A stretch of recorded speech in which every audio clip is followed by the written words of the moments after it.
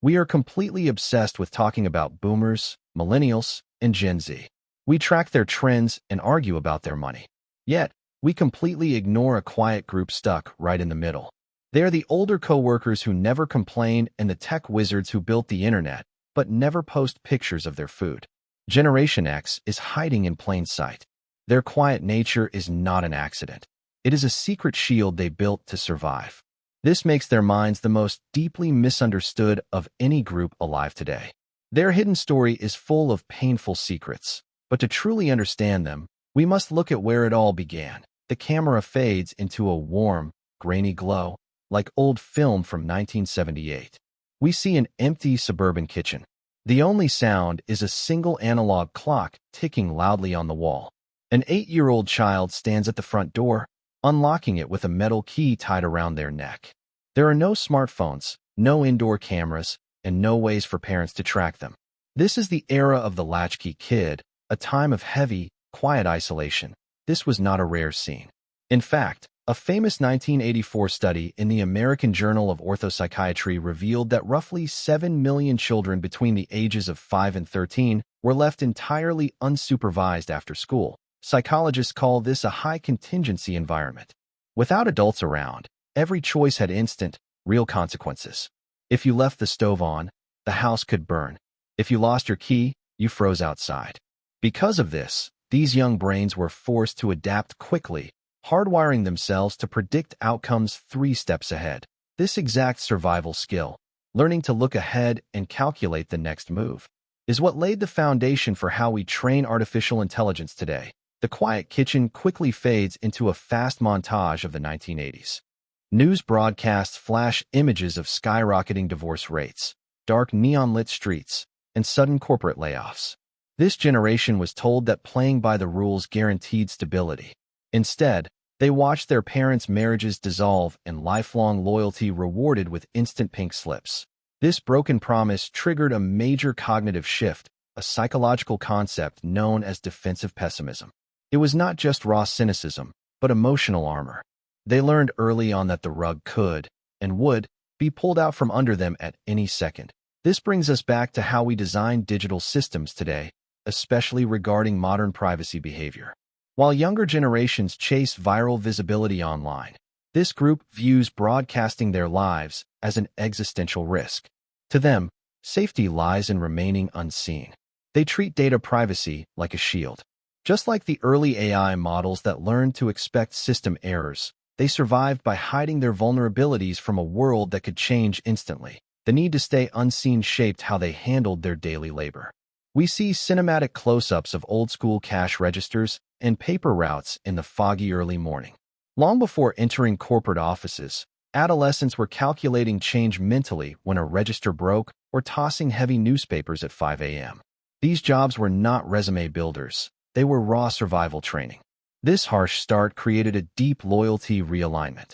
Because they watched institutions destroy their parents, they have zero faith in corporate systems. Instead, their trust is entirely internalized. They are fiercely loyal to their own competence and ability to get things done. This mindset creates a fascinating workplace paradox. They are the ultimate independent operators who will almost never ask for help. Yet, when a crisis hits, they are the first to quietly step up and solve the problem without demanding social media applause. Just like a well-coded background program, they do the heavy lifting in total silence, keeping the whole machine running. Doing the heavy lifting in silence made them deeply skeptical of leaders who only talked. Glitchy archival footage of historical political scandals flashes by, mixed with images of financial stock market tickers crashing down. Having watched leaders fail, this generation completely rejects superficial authority. They care absolutely nothing for fancy corporate titles. They respect raw, proven competence. This skepticism was hardened by a brutal economic gauntlet. Many graduated directly into the dot-com bubble crash, only to watch their peak earning years get savaged by the 2008 financial crisis. Systems that promised safety collapsed twice in a decade. This macro-trauma birthed their unique survival adaptation. They became masters at establishing multiple streams of income. For them, having a side project or a backup plan was not about a trendy hustle culture or getting rich quick. It came from a deep-seated knowledge that nothing lasts, and that the only person you can truly count on to keep the machine running is yourself. Counting only on yourself required knowing how to find answers completely on your own. We see a dusty library aisle, fingers flipping through a physical card catalog, and grease-stained hands fixing a broken mechanical engine. Before the internet, knowledge had a major friction factor. It was not a fast, effortless search query on a screen.